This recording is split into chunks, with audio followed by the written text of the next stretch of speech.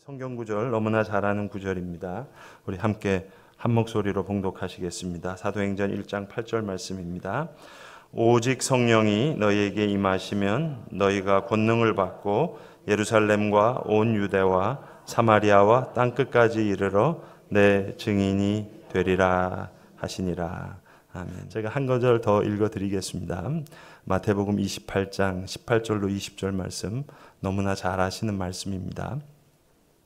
예수께서 나와 말씀하여 이르시되 하늘과 땅의 모든 권세를 내게 주셨으니 그러므로 너희는 가서 모든 민족을 제자로 삼아 아버지와 아들과 성령의 이름으로 세례를 베풀고 내가 너희에게 분부한 모든 것을 가르쳐 지키게 하라. 볼지어다 내가 세상 끝날까지 너희와 항상 함께 있으리라 하시니라. 아멘. 오늘 제가 선교라는 주제로 이야기를 하려고 하는데, 목사님, 왜 선교라는 주제가 민감한 주제입니까? 왜 조심스럽게 이야기할 얘기가 뭐가 있습니까? 우리는 선교 그러면 여러분 묻지도 않고 따지지도 않았잖아요. 우리는 특별히 선교에 대한 부채의식이 얼마나 많은 교회입니까?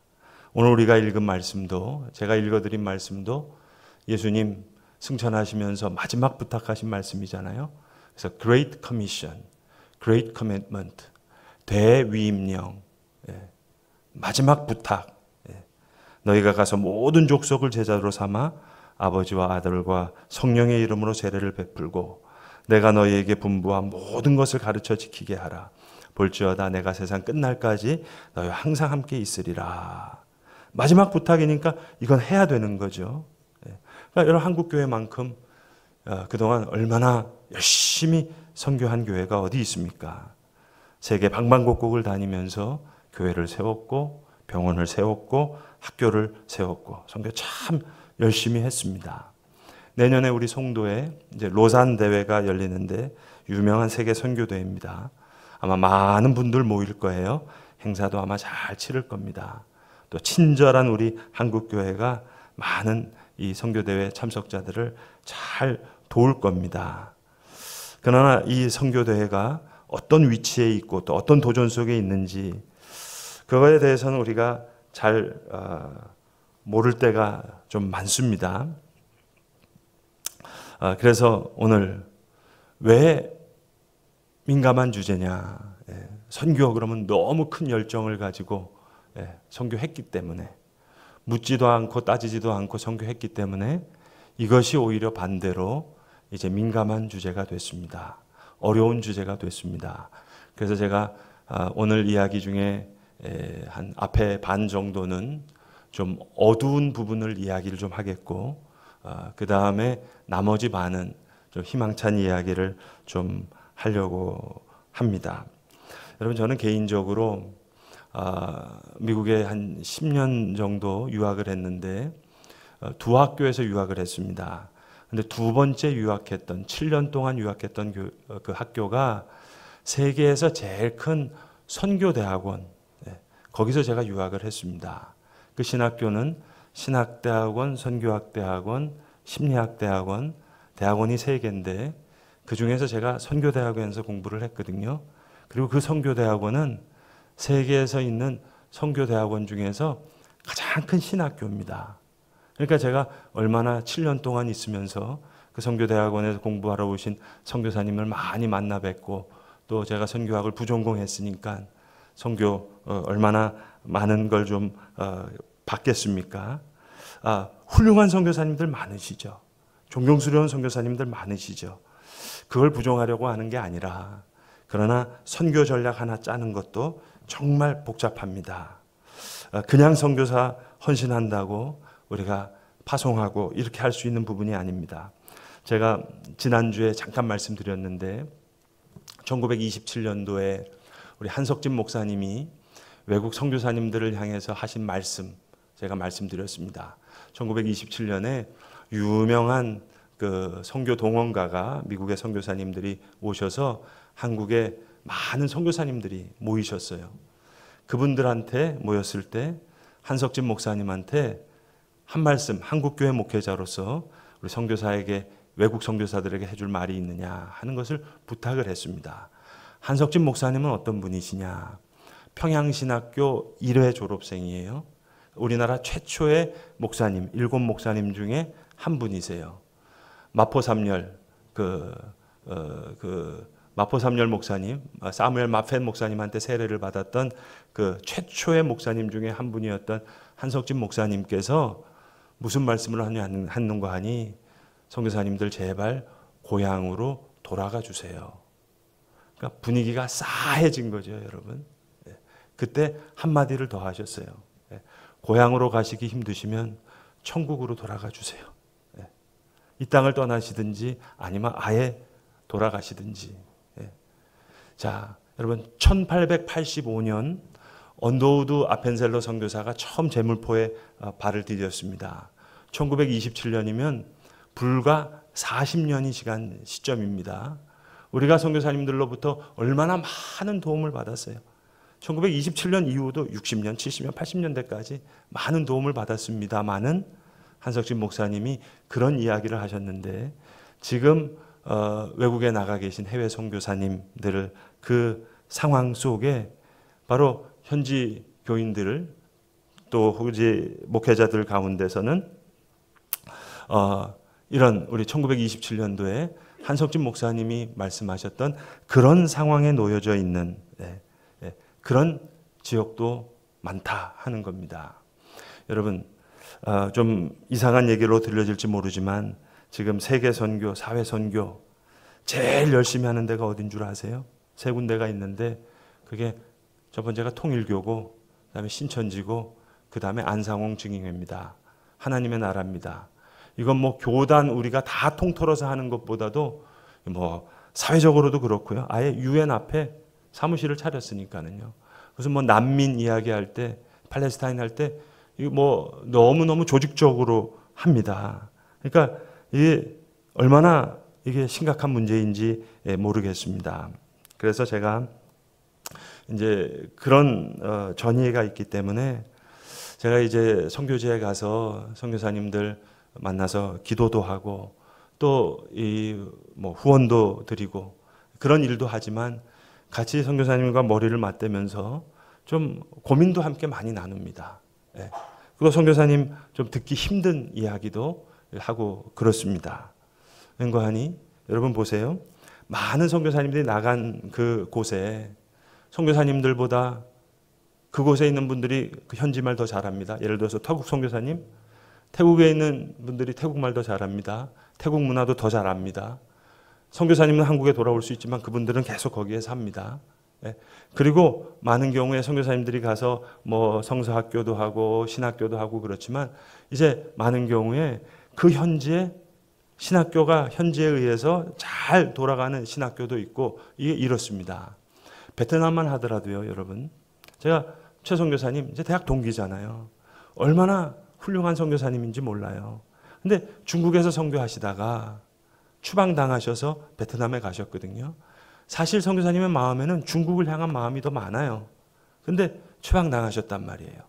그러니까 지금 베트남에 있는 가정교회들 중심으로 해서 거기 가서 이제 사역을 하시는데, 호치민에도 있고 다낭에도 있고 현지 신학교가, 번듯한 신학교가 있습니다. 여러분 잘 아시잖아요. 월남이 망할 때 보트 피플이 돼가지고 다 미국으로 갔습니다. 그래서 그 보트 피플 간 사람들 중에서 캘리포니아에 가서 다 공부하고, 베트남 사람 얘기하는 겁니다. 거기서 PhD 다 받고 와서 호치민에 신학교가 꽤 있습니다. 그 교수들이 현지인들 그 아주 뭐 방학 때는 또 인텐시브로 공부를 하고요. 공부를 시키고 또 그분들도 파송을 하기도 하고 그렇습니다. 우리 한국 사람들이 많이 여행 가시는 다낭에만 가더라도요. 이제 베트남이 길게 돼 있기 때문에 주로 저 위에 하노이가 있고 중부에 다낭이 있고 이쪽에 이제 호치민이 있는데, 다낭 쪽에 있는 여기 이제 연합교단으로 아주 신학교를 하나 크게 잘 짓고 있습니다. 여기 있는 베트남 신학교 교수들도 다 미국에서 PhD 하고 와서 하는 신학교 교수들이 있습니다. 그리고 그분들이 그 현지 목회자들 잘 양육을 합니다. 근데 선교사님들 이 신학교를 잘 모르세요. 이렇게 소통이 잘 안 되고. 왜냐? 거긴 또 이제 공산주의 국가니까 이 약간 중국의 삼자교회처럼 생각하시는 거예요. 그리고 가정교회들은 옛날에 공산치하에 의해서 많이 핍박도 당하고 그런 어떤 트라우마도 있고 또 그러니까는 또 이런 여러 가지 있어서 그 관계가 좀 다르습니다만은 그래도 교류는 하셔야 되잖아요.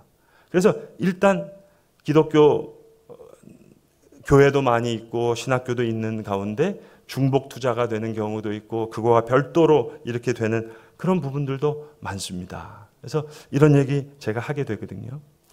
몇 년 전에는 제가 인도에 가서 인도 선교사님이 하시는 현지 교인들 이제 교회 개척 세미나를 일주일 하고 왔어요. 그러면 주로 이제 그 선교사님 같은 경우에는 어떤 일을 하시느냐 하면 이제 한국에서 큰 교회 이제 선교팀들이 오시잖아요. 그럼 거기 있는 분들 나쁜 일이 아니라 좋은 일이죠. 이제 교육시킨 분들 현지 교인들 이제 교회 개척을 해야 되잖아요. 교회 개척을 시키고 와서 이제 선교팀들이 은혜를 받으면 이제 교회를 짓습니다. 교회를 짓는다는 게 뭐 1,000만 원, 2,000만 원이 작은 돈은 아니지만 우리 한국에서는 그거 가지고 교회를 지을 수가 없잖아요. 인도 같은 데는 교회를 지을 수 있거든요. 그래서 이제 교회 개척 운동을 하는 거예요. 선한 일입니다. 교회를 개척해야죠. 우리는 땅끝까지 이르러서 복음을 전하라 그러니까 여기에 있어서는 우리 한국교회도 얼마나 열심히 많고 귀한 일을 하게 되니까 이런 일에 많이 이제 하시게 되는데 이제 이런 문제가 이제 그 리더십 이양과 관련돼서 문제가 많이 일어날 수 있거든요. 근데 이런 거에 대해서는 이제 선교사님들이 잘 미처 대처를 못 하시는 경우가 있습니다. 자, 목사님 무슨 얘기 하시냐? 한국 얘기를 하면은요, 그게 반면 교사가 됩니다. 그러니까 우리가 이미 경험한 내용이거든요. 여러분, 모르고 실수하는 거는 실수할 수 있죠. 근데 뻔히 아는 것을 실수하는 것은 이거는 지혜롭지 못한 일이잖아요. 자, 한국에 이런 경우가 많습니다, 여러분. 지금 한국은 그래도 여러분 선교를 할 때 미국에서 굴지의 교단들이 와서 미국 장로교회, 북장로교회, 남정여교회, 북감리교회, 남감리교회가 와서 아예 선교 본부가 100여 년 전에 이 선교를 아주 조직적으로 체계적으로 했습니다. 그래서 여러분 지금도 종로 5가에 가시면 미국 PCUSA 미국 장로교회 선교부 대표가 나와 있습니다. 무슨 일을 하시겠어요? 남아있는 부동산 문제 이거 지금 해결하는 거예요. UMC 연합감리교회 대표자가 나와 있습니다. 그런 문제가 나와 있는 거예요. 이런 경우에 큰 교단에서 했기 때문에 됐는데 한국교회 같은 경우는요. 이게 개인적으로 또 그냥 개교회에서 했기 때문에 이게 샌딩 바디가 정확하지 아니기 때문에 이게 상당히 준비가 덜 돼 있습니다. 제가 대학교 두 얘기만 드려볼게요. 관계된 분이 있으실지 모르겠지만 좀 마음을 열고 들어주시기 바랍니다. 저 안양에 있는 안양대학교가 있고 평택에 있는 평택대학교가 있는데 이게 다 기독교 대학입니다. 안양에 있는 안양대학교는 1948년도에 김치선 목사님이라고 하는 아주 훌륭한 목사님께서 신학교를 시작하셨어요. 훌륭한 대한신학교라고 해서 그런 신학교를 세우셨습니다. 그래서 좋은 신학교로 이렇게 공부를 하고 있는데 1960년대 초에 마두원 선교사님이라고 하는 말스베리라고 하는 선교사님이 1960년대 보니까 이 김치선 목사님이 아주 어렵게 신학교를 하고 있으니까 너무 기특하거든요. 그래서 당시 미국 장로교 총회에서 10만 불을 펀딩을 갖고 와가지고 이 학교를 도와줬습니다. 그게 지금 안양대학교가 된 거예요. 여러분 지금도 10만 불은 큰 돈이잖아요. 10만 불을 둬서 했는데 이게 중간에 사이에 이 문제 때문에 어려움을 겪게 됐습니다. 그게 지금 아마 그 학교 다니시는 분들 잘 모르실 거예요. 이게 되면서 결별하면서 아주 어려움이 있었거든요. 김치선 목사님은 훌륭한 분이시지만 그 다음에 아들로 뭐 이렇게 되면서 사학의 문제들이 많이 일어나는 경우가 생기게 되는 겁니다. 아니, 그렇게 훌륭한 목사님이 하더라도 이렇게 됐는데 똑같습니다. 이 역할이 다른 선교지에서 안 일어날 보장이 없는 거예요.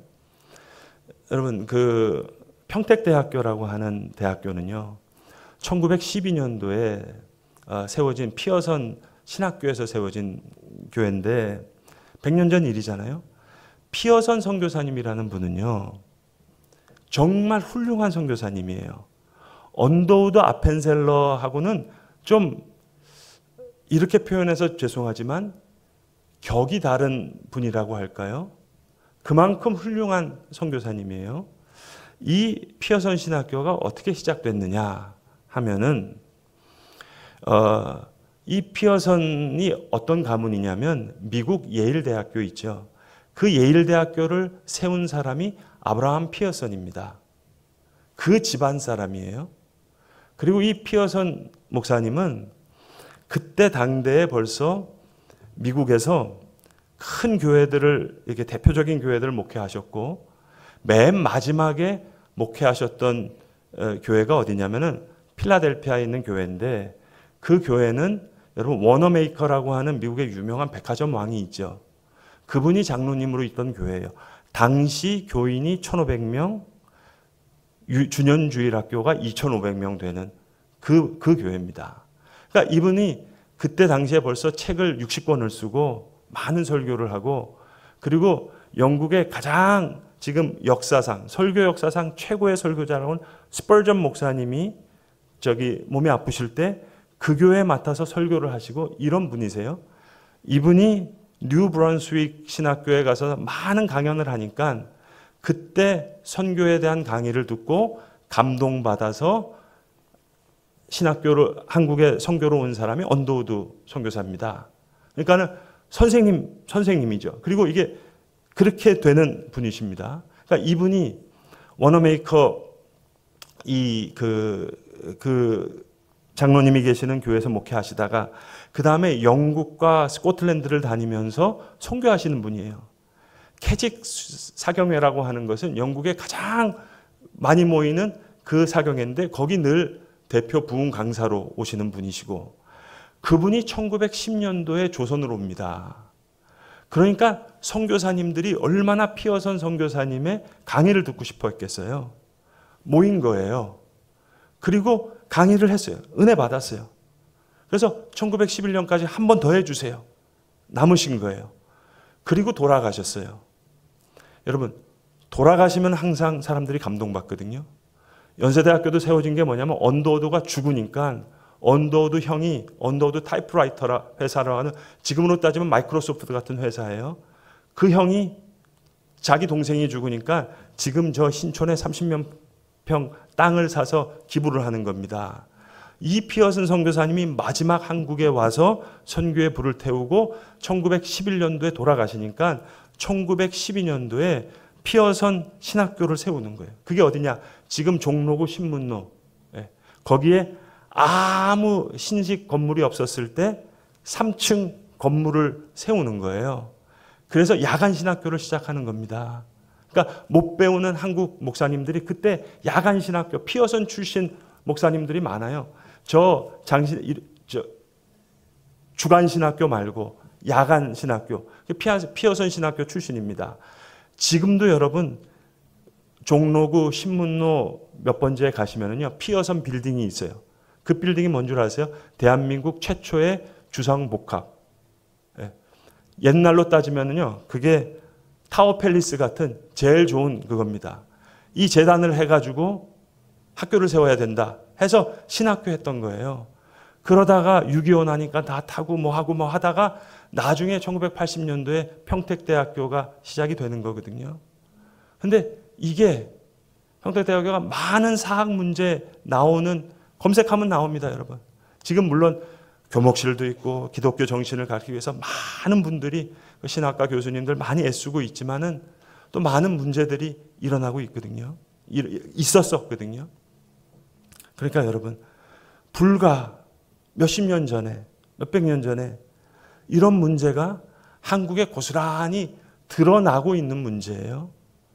그 유명한 재단과 후원과 교단으로 해서 된 한국교회에도 이런 문제가 잠재적으로 있는데, 지금 다 한국교회 지금 개교회로, 선교사님으로, 또 선교사님들 주로 이렇게 개인적으로 하면서 많은 것을 이렇게 버려놨었을 때, 이거 여러분 나중에요 문제의 소지가 많은 경우가 많습니다. 근데 이거 아직 생각을 못 하시죠. 아니, 지금 먹고 살기 바쁜데 뭐 그런 일이 뭐가 있을까? 아니요. 준비해야 되는 부분들이 있는 거거든요. 자, 이런 부분들이 있습니다. 그래서 제가 이번에도 우리 베트남에 있는 선교사님 통해서 이미 신학교가 있잖아요. 그러면 그분들을 못하는 일들 해드려야죠. 그래서 예를 들어서 루터의 로마서 주서 번역하는 거, 신학교에 책 넣는 거, 이걸 해드릴 수 있잖아요. 그래서 발간해서 드렸습니다. 이런 일들 해야 되는데, 이게 주로 이제 한국교회는요 다 골목대장 하고 싶어가지고 일본 말로 도코다이 정신이 많아서 이런 경우가 많습니다. 자, 그렇다면 이제 큰 틀에서 우리가 선교의 패러다임을 다시 한번 생각할 때가 왔어요. 근데 왜? 여러분, 돕는 게 잘못된 게 아니죠. 선교사님 선교지에 가시면 우리 기도하고 후원해야 되겠지만, 또 우리 한국교회만큼 얼마나 순수한 분들이 많아요. 그러면 누구 다 아는 분들이고, 열심히 선교하면은 우리 다 헌금 보내고 열심히 하고 기도하고 하잖아요. 그런데 이제는 시대가 좀 바뀌었습니다. 새로운 패러다임을 고민을 해야 되고, 그리고 더 지혜롭게, 더 청지기 정신으로 이걸 반성하면서, 지금까지 잘된 부분들은 계승하지만 잘못된 부분들은 다시 교정하면서, 또 앞으로 일어날 수 있는 그 가능성의 문제들은 이거를 미연에 방지하면서 넘어가야 되는 이런 시기가 왔습니다. 자, 여기까지가 좀 부정적인 이야기고, 자, 그러면 이제 우리는 어떻게 해야 되는가 하는 겁니다. 저는 개인적으로 두 가지를 고민했어요. 첫 번째, 물론 다 하나님이 하시는 일이죠. 근데 정말 하나님이 하시는 선교가 뭘까? 그걸 더 잘 따라가면 여러분, 우리가 실수를 적게 할 수 있는 거 아니겠습니까? 그리고 두 번째 고민은 이거예요. 그러나 실제적으로는 후원도 해야 되고 거기서 운영도 해야 되고, 그럼 이것을 구체적으로 어떻게 해야 될 건가? 교회와 후원 구조를 어떻게 가지고 갈까? 어떻게 해야지 그동안 100여 년 앞서서 한국교회에 나타났던 이 실수를 어떻게 적게 할 수 있을까? 미연에 방지할 수 있을까? 이 고민을 하는 거예요. 그래서 자, 하나님이 하시는 선교. 여러분, 한국교회도요, 하나님이 하신 선교였어요. 하나님이 하신 선교가 뭐냐? 이건 한국 목회자가 뛰어나고 선교사님이 뛰어나서가 아니라, 여러분, 일제 압박이 있었잖아요. 6.25 전쟁이 있었잖아요. 그래서 선교의 역사가 일어난 거예요. 크게 보면 하나님이 하신 거예요. 코로나로 교회가 힘들어졌다면 그거 하나님이 하신 거죠. 세우는 것도 하나님이시고 허시는 것도 하나님이시고. 자, 여러분, 우리가 남북 통일을 위해서 열심히 기도합니다. 왜 북한이 안 열릴까요? 하나님이 하시는 거죠, 여러분. 하나님이 막으시는 거죠. 여러분, 만약에 북한이 열려서 우리가 다 가서 교회를 세운다고 해봅시다. 어떤 교회 세우겠어요? 여기 있는 똑같은 교회 세울 거 아니겠어요? 정말로 하나님께서 북한 교회를 사랑하신다면 이런 교회 세워지면 안 되잖아요. 막으셔야죠. 하나님이 하시는 거예요. 세우시는 것도 하나님이시고 막으시는 것도 하나님이시고 허시는 것도 하나님이시고 하나님이 하시는 겁니다. 자, 그렇다면 6.25 때 피난민들 내려와서 여기서 우리 열심히 기도하고 어려웠을 때 기도했어요? 하나님이 하셨잖아요. 하나님이 하신 것. 그 하나님이 하신 일이 뭘까? 제가 생각하면서 몇 년 전부터 생각했던 건 뭐냐면 난민을 생각하게 됐어요. 난민. 여러분 좀 기억하실지 모르겠지만 저희가 처음 교회를 시작하고 나서 몇 년 동안은 성탄절 헌금이 생기면 워터풀 크리스마스라 그래서 아프리카에 돈 보내가지고 우물 파는 일을 했었어요. 몇 년. 그래서 워터풀 크리스마스 해가지고 저 크리스마스 트리를 빈 생수통으로 이렇게 막 장성해가지고 보내기도 하고, 그러다가 그 시리아 난민 문제가 나면서 막 이제 유엔에서 막 돕고 이다가 또 몇 년 지나니까 또 우리 또 한국 사람들 또 이렇게 또 이렇게 냄비 근성이 있어서 또 식어지잖아요. 그러고 나서는 도움이 좀 필요할 것 같아서 저희가 필통이라고 feel, 느낀다는 거랑 통칭 통자 해서 저희가 우리 유년주일학교서부터 해서 요 12월 한 달 동안 아이들한테 이 필통 만들어주는 거 이거 했었습니다. 그래서 우리 한 분을 통해 가지고 이 시리아 난민 가시는 목사님들한테 전달하고 헌금도 보내고 그랬습니다. 그러면서 제가 거꾸로 찾아간 거예요, 여러분. 제가 아까 말씀드렸듯이 미국에서 7년 동안 세계에서 제일 큰 선교대학원 다니면서 얼마나 많은 선교사님, 개인적으로 아는 선교사님 있겠어요? 근데 아는 선교사님을 찾아간 게 아니라 모르는 선교사님을 일부러 찾아갔어요. 그래서 만난 분이 지금 우리 김영하 선교사님입니다. 그래서 이 헌금을 그리로 보내야 되겠다 해서 난민들 직업학교 이렇게 보내고 있는데, 여러분 이거는 선교사분이 훌륭해서가 아니라 하나님께서 일을 시작하시는 거예요. 그거 시리아뿐만 아니라 우리 그런 일을 했는데, 이번에 몇 년 전에도 여러분 터키에서 지진이 났잖아요. 선교사님이 훌륭해서 선교 사역에 그것이 맺어지는 것이 아니라 선교에 지진이 나고 나니까 이게 무슬림들이 교회로 물밀듯이 밀려 들어오는 거예요. 선교사님이 설교를 잘해서가 하나님이 그냥 하시는 거예요. 자, 유엔 같은 데서는 저 컨테이너 박스 해가지고 큰 도시에다가 놓고 하잖아요. 그럼 난민들이 거기까지 시골에 있는데 거기 와서 살라 그러면은 할 수가 없잖아요. 우리는 규모도 작으니까 선교사님보다 하셔서 보면은 그 컨테이너를 가지고 시골로 들어가는 거죠. 그러면 여기까지 와서 온 분, 저 사람 그리스도인이래. 거기서 교회가 세워지고 이런 일들이 이루어지는 거예요. 그래서 여러분이 이제 동의하시면 제가 좀 설명드리면, 이번 우리 성탄 헌금 중에서 이집트에 있는 한 교회, 그리고 터키에 있는 한 교회, 난민 교회, 좀 이 개척교회 하는 거 좀 도우면 좋겠다. 한 2교회 도우면 좋겠다 하는 생각을 합니다. 일방적으로 도우는 게 아니고요. 돕는 것도 딱 기간을 정하는 겁니다. 4년 정도 도와주는 거예요. 그리고 그분이 능력이 되면 자립할 거예요. 그렇지 못하면 안 될 겁니다. 그래서 예컨대 2년 정도는 풀로 그분을 목회자를 서포트하고, 그 다음에는 75%, 그 다음에 50% 하고, 그 다음에는 단체가 조금 같이 모니터하면서 거기서 신학교육 시키면서 하실 수 있는 분들, 저희 교회 한번 지난 고난주간에 오셔서 선교하셨던 그 김준영 목사님, 김준영 선교사님, 그 실크웨브 미션이 있는데 거기랑 통해서 샌딩 바디가 확실한 그런 교회에서 좀 그런 일들을 하려고 해요. 여러분 한국도요, 지금 우리 노예만 하더라도 동방성장위원회 이거 미자립교회 문제요. 이건 도와야 된다. 물론 도와야 되죠. 그 당위성 때문에 돕습니다만 실제로 그 일을 돕는 장로님들 이야기를 들어보면은요, 참 마음 아픈 이야기를 많이 하십니다. 미자립교회 시골에 물론 열심히 목회하시는 분도 있지만 몇 년 되면은 자립이 되고 뭘 해야 되잖아요. 그런데 이게 여러분 후원이라는 게 처음에는 이게 디딤돌이 되기도 하지만 너무 많이 지나게 되면은요, 이게 독약처럼 이게 자립심을 약하게 하는 경우가 있거든요.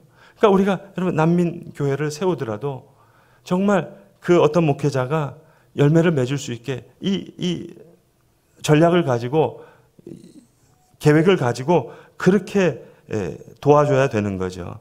그런 일을 좀 하려고 합니다. 그런 일을 또 하고 있고요.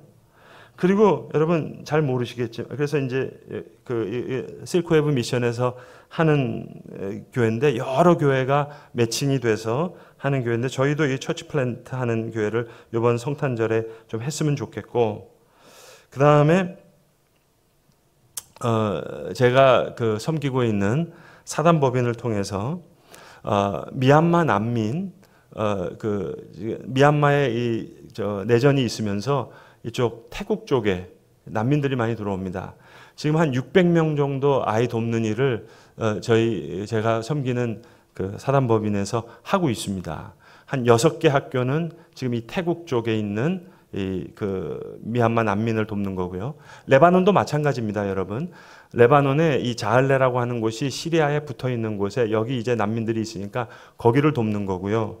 여기 이제 미얀마 난민도 태국으로 넘어온 난민들 그게 있고 지금 미얀마 수도인 양곤에서 한 10시간 정도 차 타고 들어가는 곳에 노왕산에 지금 고아원 이제 한 교회가 후원해서 고아원 세우고 고아들 이제 전체가 한 600명 정도 되거든요.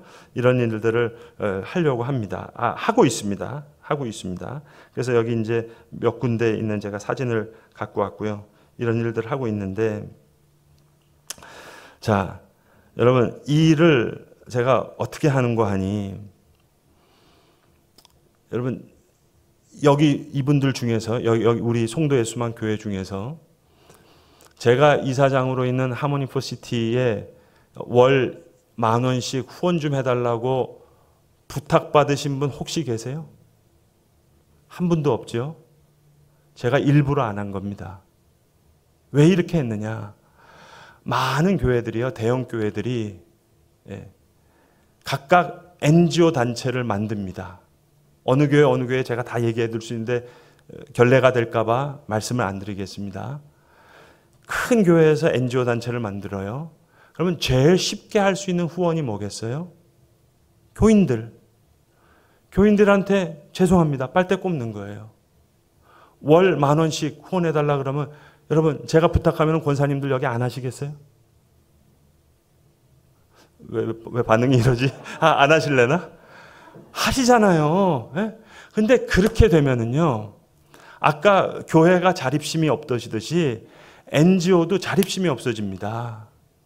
NGO는 세상과 그 방식대로 해서 일으킬 수 있는 자립심이 있어야 되는 거예요.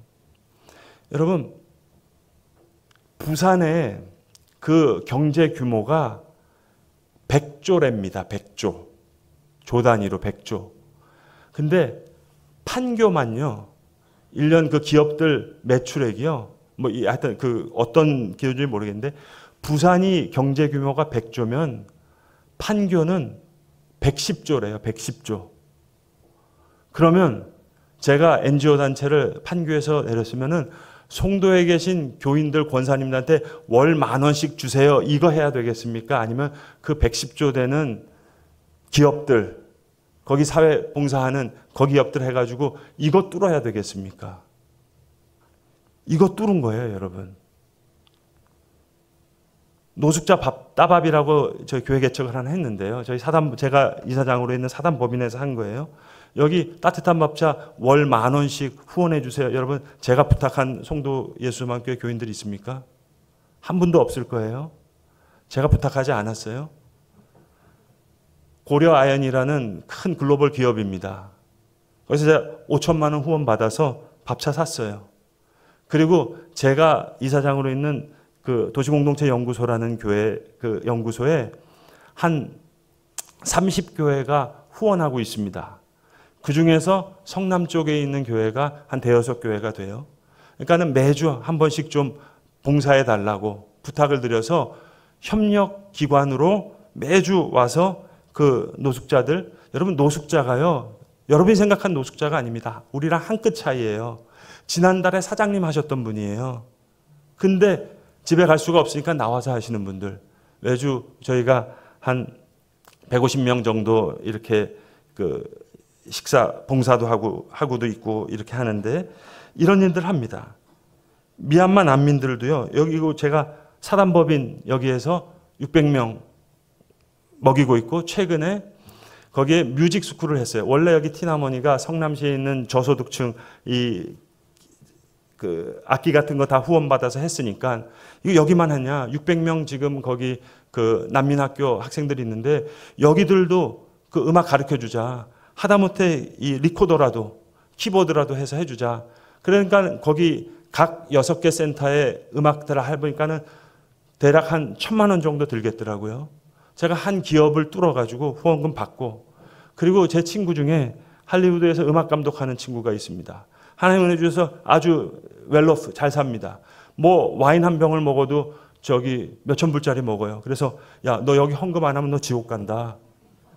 너 지금 와인을 몇천 불짜리 와인 몇 방값 내라. 그래서 제가 5천 불 받아가지고요.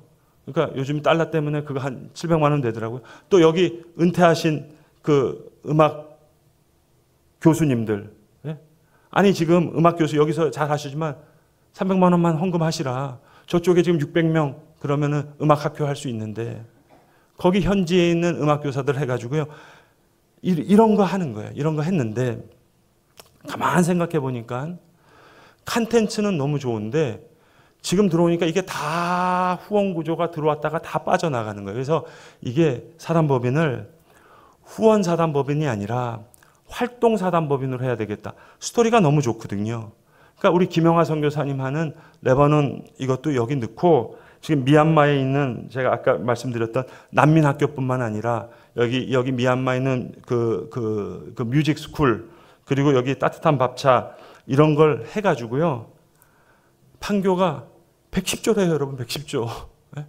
아니 우리 사단법인 예산해봐야 저희 교회 반의 반도 안 되는데 뭐 물론 큰 돈이지만 사단법인으로 몇 억 한다는 거 그렇게 해야 되겠다 해서 지금 그거 지금 하고 있습니다.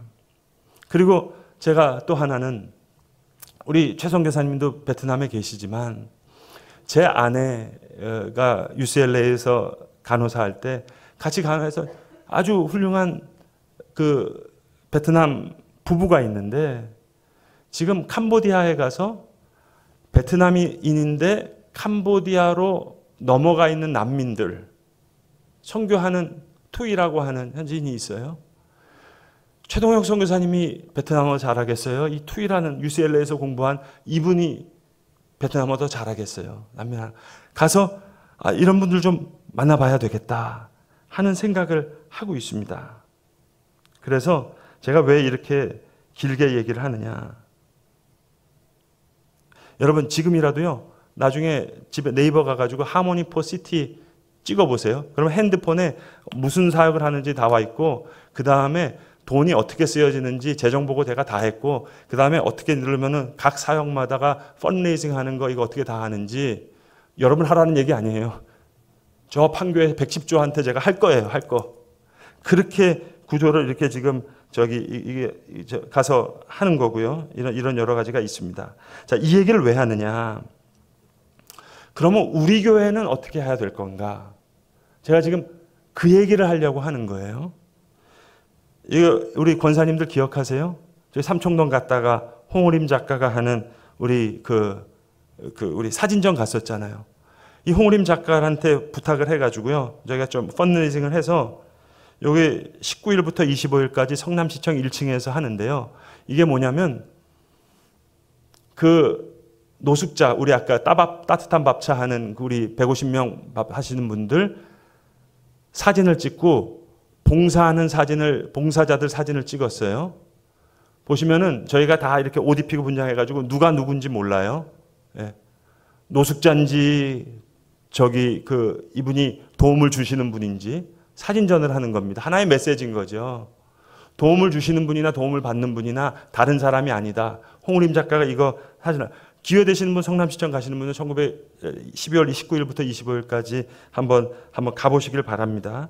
이런 일들 제가 사단법인에 사고 있는데, 자, 이제 so what? 이대 담임 목사님, 그게 송도의 소망교회랑 무슨 관계입니까? 이걸 지금 제가 이제 딱 5분 만에 연결을 시키려고 그러는 겁니다. 오늘 품을탈이 좀 많이 오시면 좋겠다 했는데 좀 오신 분도 있지만 못 오신 분들도 있어서 내년에 우리 교구 목사님들 한번 저한테 기회 주시면 품을탈이 분들 다시 다 이렇게 좀 변경되실 때 제가 그분들 대상으로 한번 다시 강의를 해야겠다 하는 생각이 있습니다. 자, 이분들이 여기 1-1은 1교구 1품입니다. 이 품 울타리예요. 그렇게 해서 이렇게 매칭을 해드리는 거예요. 후원의 부담은 없습니다. 기본적으로 지금 다 돌아가는 거예요. 네? 여러분 뭐 작은 돈이라 그래도 만약에 품 울타리별로 두 분해서 뭐 월 10만 원씩 하세요. 그러면 교회가 10만 원 후원해가지고 우리가 어떻게 도웁시다. 이게 다 물론 마음이 모여서 헌금하는 것도 중요하죠. 근데 그게 중요한 게 아니에요, 여러분. 우리가 돕는 게 중요한 게 아니라 우리가 도움을 받아야 될 게 중요한 거예요. 지금 우리가 도와주러 가는 게 아니고요. 가서 우리가 도움을 받아야 됩니다, 여러분. 아까 제가 600명 미얀마 난민들 몇 년 동안 도왔다 그랬잖아요. 거기서 지금 올해 최초에 2명이 대학생이 나왔습니다. 여학생들인데요. 미얀마는 어떻게 되냐면은 승급 시험을 봅니다. 이 학교는 인가가 받은 난민 학교가 아니지만 우리로 따지면 검정고시 봐가지고 그걸 해야지 대학교를 들어가는데 이 중에서 여학생 2명이 이번에 처음으로 몇 년 만에 대학생이 돼서 미얀마 내지로 들어가는 겁니다. 이 조직을 어떻게 했냐면요. 저희가 사단법인이 100% 하는 게 거기 이제 선교사님이 계세요.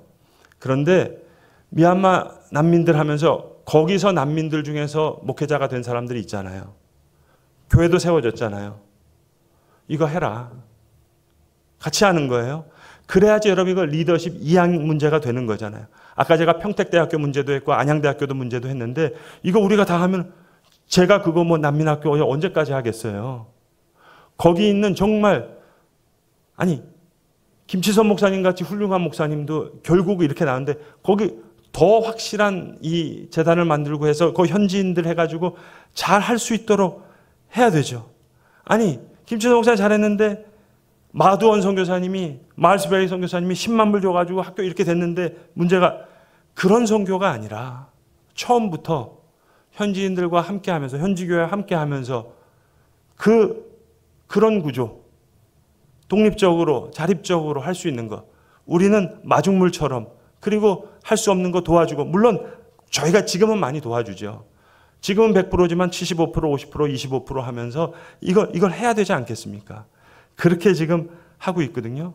가서 보면은요, 우리가 도움받는 게 아니라 우리 여기 얼마나 입시를 위해서 얼마나 했어요. 거기서 대학교 간 아이들 보면은 우리 아이들이요. 도와주러 가는 게 아니고요. 저는 우리가 도움 받고 왔으면 좋겠어요.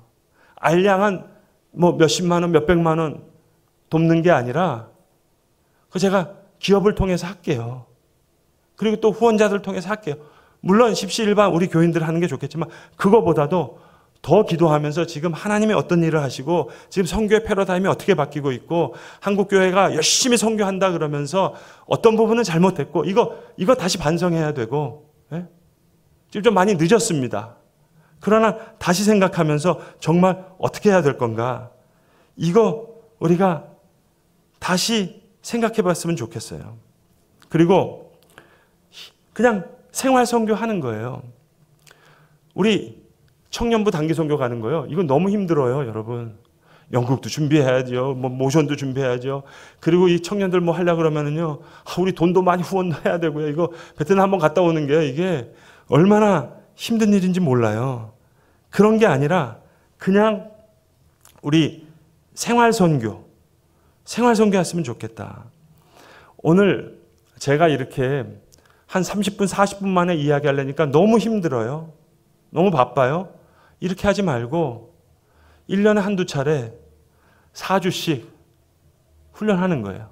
토요일 새벽 기도 끝나고 뭐 맥도날드 가서 얘기를 해도 되고 같이 기도를 해도 되고 이번에는 미얀마다, 이번에는 캄보디아 난민, 캄보디아에 있는 베트남 난민이다. 아니면 저 이집트에 있는 터키 난민이다.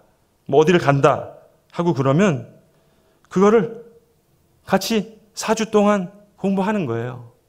그리고 생활 선교하는 거예요, 여러분. 메소 지역에 있는 아이들이 공 차는 거 좋다 그러면 우리 남자 집사님들 선교 훈련 받고 그다음에 어디 빌려가지고 풋살장에 가서 이제 축구 이거 해가지고 축구하러 가는 거예요. 여러 명 갈 필요 없어요. 한 가정이 돼도 좋고 한 사람이 돼도 좋고 두 사람이 돼도 좋고 가면서 품 울타리에 한두 분이라도 가서 아 선교지가 이렇더라 얘기하면은 제가 지금 여러분 백문이 불여일견이라고 제가 아무리 얘기해봐야 여러분 못 알아들으시잖아요. 근데 품 울타리에 계시는 한 가족이라도 갔다 오면은 소통은 되실 거 아니겠어요. 후원은 이렇게 되더라 저건 이렇게 되더라 우리가 뭘 그렇게 될 수 있잖아요. 예컨대 뭐 캄보디아에 있는 베트남 난민을 간다. 우리 이번에 무슨 사역 할까? 아니 이게 생활적으로 한 가족이라도 우리 작년에는 유럽 가족 여행했는데 올해는 그럼 캄보디아 가볼까? 의미 있는 일 한번 해볼까? 안경 사역 한번 해볼까? 여러분 한국에 그런 단체들도 있습니다. 와서 가겠다 그러면은요 안경 이렇게 어떻게 맞춰주는지 몇 달 훈련 받아가지고요 서티피킷 줍니다. 그러면 진짜 하얀 가운 입고 캄보디아 가시잖아요. 그럼 여러분 그냥 전문가 되는 거예요. 그 사람들이 볼 때는 그냥 아 저분은 그냥 아이 닥터구나 그렇게 생각하는 거예요. 그래서 안경 맞춰 생활 선교 할 수 있잖아요. 그렇게 해서 성경공부 3조 정도 조언 가죠. 1년에 한두 번 일주일 넘지 않게 월요일부터 토요일까지 가서 캄보디아가 됐든 미얀마가 됐든 이집트가 됐든 제가 지금 이거 생판 모르는 얘기 지금 한 40분 얘기하려니까 너무 힘든데 일대 목사님 도대체 뭐 한 거예요? 방목만 하고 이게 지금 하여튼 4주 동안 이거 한 팀이 됐든 두 팀이 됐든 한 가족이 됐든 두 가족이 됐든 두 분이 됐든 세 분이 됐든 이번에는 뭐 가을에는 캄보디아를 가고 뭐 여름에는 미얀마를 간다 그러면 4주 훈련해서 가서 보고 가서 오신 분들이 이야기하고 이러면 우리가 선교에 대한 생각들이 좀 달라지지 않을까. 도움을 주러 가는 게 아니고요. 우린 여기 있다 보니까 여러분 교회 안에서 봉사부서 안에서 뭐 권사회 안에서 얼마나 많은 일들이 있어요. 예? 의견 충돌도 있고 가서 보세요. 도움 주러 가는 게 아니고요. 도움을 받고 온다니까는요. 예. 이런 거요. 예. 그리고 여러분 다 난민이잖아요. 여러분 우리가 송도 섬들이죠. 다 아파트들 많지만 수십 개의 섬들이 떠다니잖아요. 여러분 유럽에 얼마나 힘들면 요즘에 외로움청이 생기겠어요. 다 도시난민 아니겠습니까? 우리 성도들 많이 도왔던 우리 임기복 목사님 미혼모 도시난민이죠. 노숙자가 노숙자가 아니라니까요. 여러분 한 끗 차입니다. 지난달까지 사장님 하셨던 분이세요. 그런 분들 뭐 한 해는 그럼 꼭 외국이 아니라도 해외가 아니더라도 그러면 여기 우리 노숙자 이런 아까 이런 활동을 한다 그러면 이거 사진전 하는 거 가서 이거 돕는 거 이거 일주일 동안 봉사하는 거 이것도 왜 생활 선교가 될 수 있잖아요. 이거 홍우림 사진 작가가 하는 거 이거 우리 가서 이런 걸 도와주자. 해외 선교만 있는 게 아니잖아요.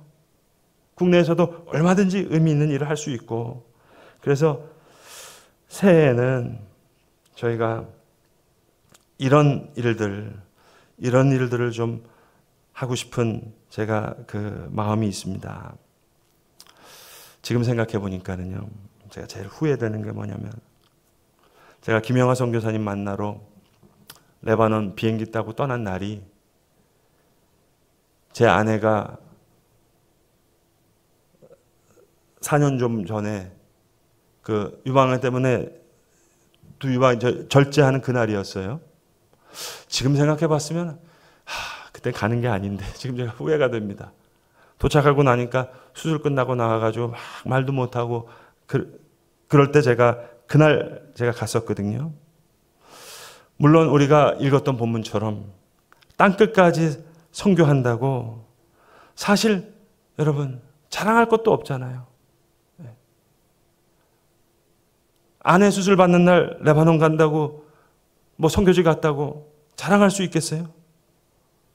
우리 아들, 딸이 예수를 안 믿는데, 우리 아들, 딸이 땅끝이 되었는데, 가서 돕는다고 하지만 여러분 그 교회가 훨씬 더 신앙이 뜨겁게 우리보다 예배하고 더 서로 사랑하고 하는 교회인데 우리가 뭘 돕는다고 뭘 자랑할 수 있겠어요? 물론 재정적인 후원하는 거 그것도 큰 일이지요. 그러나 그거보다 정말 기도하면서 하나님은 지금 어떤 선교를 하시나? 하나님은 우리에게 정말 원하시는 게 뭘까? 후원을 원하실까? 물론 그 부분도 있겠죠. 그러나 더 크게 원하시는 게 있으실 거 아니에요. 아버지의 마음을 아는 것. 내가 지금 이런 일을 하고 있단다. 세상 끝날까지, 땅끝까지 이르러 증인이 되게 하리라 했는데 선교사님이 훌륭해서 선교사역이 일어나는 게 아니에요, 여러분. 하나님이 하시는 일이에요. 지진이 일어나고 난민이 일어나고 내전이 일어나니까 거기서 이렇게 놀라운 교회가 일어나는 거예요. 선교사님이 훌륭했겠어요? 내전, 우리 6.25 전쟁이 일어나서 한국 교회가 부흥했듯이 내전이 일어나고 지진이 나고 이러니까 교회가 되는 건데 이걸 바라보면서 오늘 하나님께서 우리에게 주시는 그 마음은 뭘까? 이거를 배우는, 이걸 뭘 하는 게 아니라 그걸 배우는 새해가 됐으면 좋겠다 하는 게 제가 선교에 관련돼서 한 꼭지 드리고 싶은 말씀입니다. 너무 그 제한된 시간에 말씀을 드리라고 나오시고 너무 좀 혼란스럽게 말씀드렸는데 이제 새해가 되면 제가 초청하려고 그래요. 그 목사님들 통해서 교구별로 품을타리한테 이렇게 저희가 지금 사역하고 있는 거 기본적으로 후원 구조가 다 돼 있는 이걸 보면서 프레시한 기도 제목도 받고요. 하나님께서 어떤 일을 하시나 좀 아이 오프닝도 하고 기회 되시면 한두 가정이더라도 같이 가셔서 저랑 훈련도 받으시고 가서 보시고 또 그거 품을타리에 좀 전달하시기도 하시고 그러면 우리가 그저 단순히 도움을 드리는 것만이 아니라 하나님이 우리에게 주시고자 하는 많은 은혜의 도움을 받을 수 있지 않을까 하는 생각을 해봅니다. 좀 두서없이 많은 이야기를 나눴는데 우리 새해를 바라보면서 새롭게 행하시는 주님을 생각하면서 우리 찬송 부르겠습니다.